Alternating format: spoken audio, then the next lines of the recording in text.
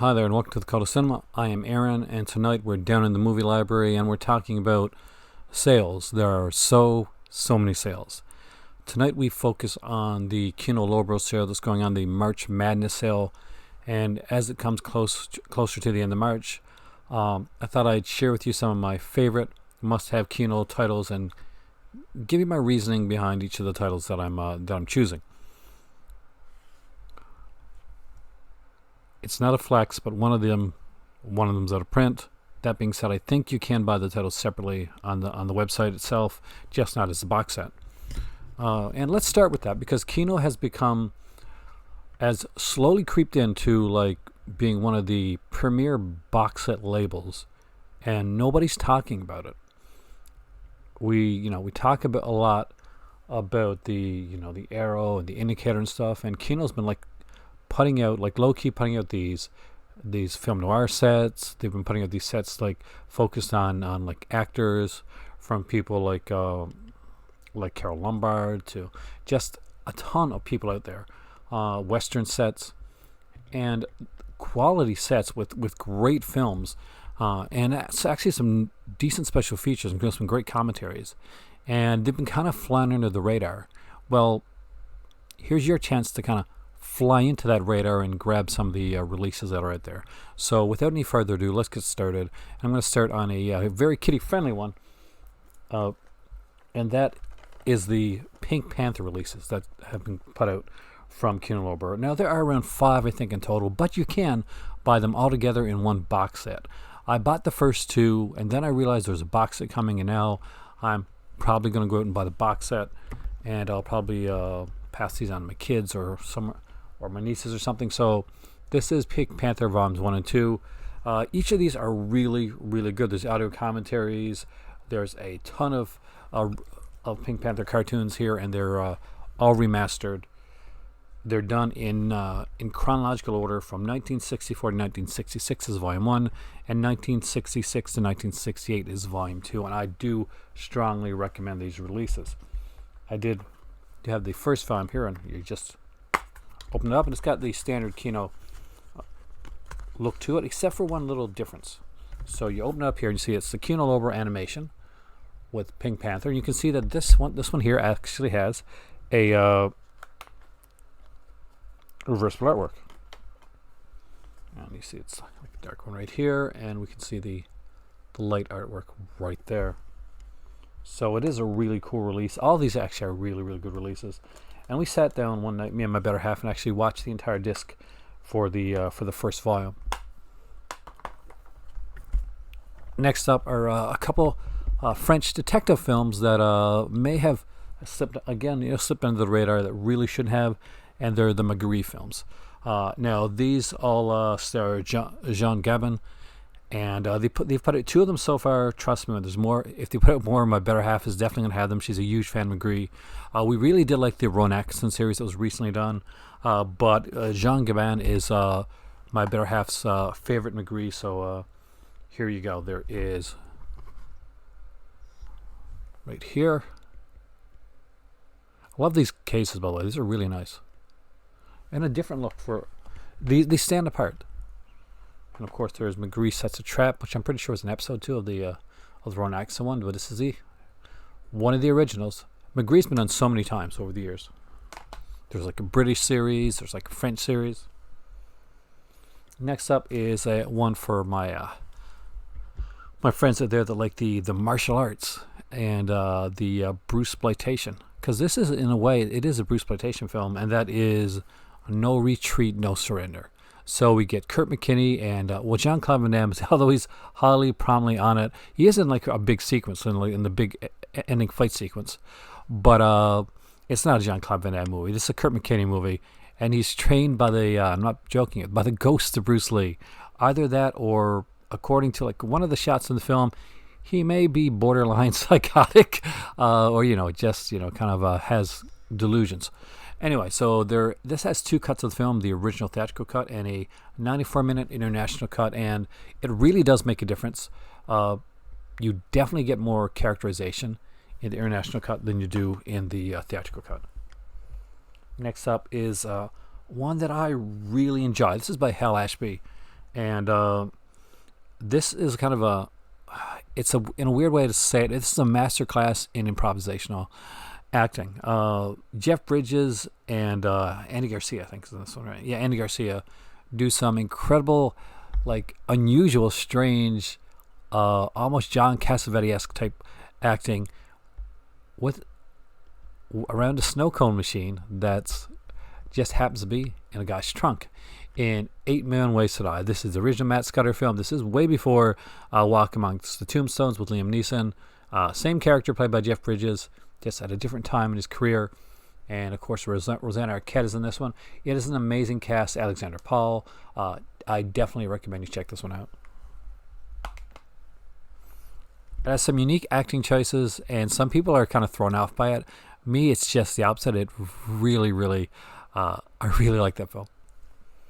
Next up is the blaxploitation classic, one that I think everybody should have. And we got Jonathan Kaplan directing Isaac Hayes in Truck Turner. It's got a great soundtrack, really cool blaxploitation character that really should have done more than one film.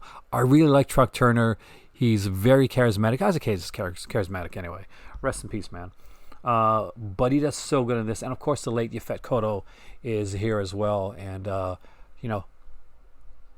Yaphet Kotto and Isaac Hayes, they both passed on now. You can check out some of the earlier stuff in Truck Turner, which is a real cool film. Everybody's got to have a cereal. You got to. It's one of those things. It harkens back to an earlier day of the cinemas with the serials and the cartoons, way before my day, but a day that I wish I'd lived in. And this is Adventures of Captain Marvel. This is really good. This is a 2-disc set. There is a booklet with this. There is commentaries on every single chapter here as well. This is a 12-chapter serial. Usually with the serial, the first chapter will be like 30 minutes long. The other ones will be like 15, 20 minutes, somewhere around there. And each will end off on a cliffhanger, and you'll have to go watch the next chapter. Back in the day, go back next to your theater next week and find out how Captain Marvel could survive from this treacherous thing that happened at the end of that episode. Really fun stuff. Very different Captain Marvel than you're probably used to, but I 110% recommend it. And there are some kind of flying sequences in that serial that actually still stand up today. Next up is the excellent film, and I do have to get a sequel to this one. Brian Brown and Brian Dennehy. Brian Brown is a favorite actor of mine from FX to Cocktail to Gorillas in the Mist. He just has that charm that he brings to each and every one of his films, and it's on display in spades here in the amazingly incredible FX. Again, another fantastic one. You get an interview with the director here, and I love this film. The sequel is really good as well, and it's highly underrated. Next up is a Charles Bronson classic, Alistair McLean's Breakheart Pass. I really like this film. We got a great cast here: Charles Bronson, Ben Johnson, Richard Crenna, Jill Ireland, Charles Durning. Just so many great actors. And this is, again, a suspenseful, action-packed Charles Bronson film. And I really do like this one. I like all these films. They're going to be on my suggestion list, right? Cheese. Are you ready for the cheese? Like, not just any cheese, but like super extra, just, extra melty cheese. It is Astro Zombie. So this is the Ted V. Michaels, well, we're going to say classic. We're going to use the word classic, I say. Anyway, so not only do you get the really cool, cheesy, fun little film here, and who stars in this? Well, actually, there are people that star in this one that you probably know. There's John Carradine. We got Tria Santo from Satana from Russ Meyer's films. Just a lot of actors that probably are, I think Wendell Corey's last film is this one right here, and it does kind of seem like it. He does seem like he's kind of, drunk for a part of the film, but he does do a great job either way. This also comes with not just an audio commentary with Ted V. Michaels, but an extra commentary, which is a Riff Tracks commentary with the Riff Tracks guys, where they riff the film, and always fun when you get to hear Riff Tracks. Those are particularly fun. I like them anyway. Next up is the 2-pack. You can't just buy one of these. You got to buy two because there's a featurette that goes over both these releases, and it's White Lightning and Gator. Early Burt Reynolds, as my good friend Dave would say, is the best Burt Reynolds, and I would 100% agree. This is really, really good stuff. I particularly love White Lightning. I think Gator is a good follow-up. White Lightning is the most solid out of the two, but either one of them are fantastic films and fantastic watches, and they just work so well for me. And one of my all-time favorite releases put out by Kino Lorber, and it is I, the Jury, with Armand Assante. Of course, I love Mike Hammer. I'm a huge fan of the character. I'm a huge fan of this film. And this film, I will admit, guys, this is a sleazier type film, but it's an 80s, late 80s, no, early 80s actually, 82. And man, do they just get everybody in there. We got Armand Assante, Barbara Carrera, Alan King, Lauren Landon, Jeffrey Lewis, Paul Sorvino, music by Bill Conti, just some incredible stuff. And this is so good. It's a mystery. It's bloody. It's two-fisted.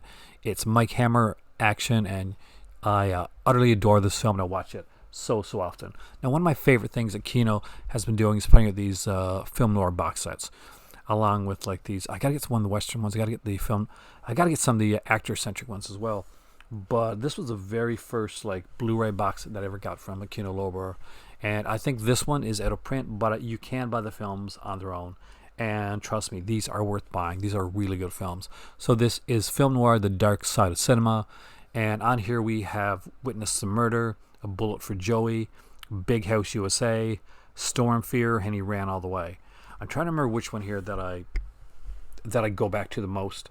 It's probably Witness to Murder with Barbara Stanwyck because I really like that one. But there's another one here that just oh God, which one is it now? Storm Fear. I really like that as well. All these releases, all the films on here are really good. If you can grab a box set during the sale, I'm not quite sure if the box sets are on sale, but if you see any of the actor-centric box sets on sale or the film noir box sets, snap those up, because that one that I just showed you right there, you can buy the single releases, but the box sets, that box set itself is now long out of print. So there you go. There are some suggestions for the Kino Lorber sale. How mad are you going to get this March during the sale? And let me know in the comment section down below, because I'd be curious to find out exactly what you guys get and what you suggest that the ones that I don't have in my collection that I should have.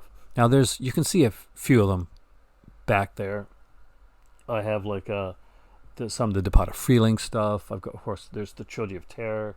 Rawhead Rex is a great one if you don't have don't have that film. That's a really good release by Kino, and it was slip covered and everything. I'm not sure if the slip cover is still available or not, but there are so many cool releases there. I didn't even get into the Redemption titles or some of the other labels like Jezebel or the other stuff that's put out by Kino.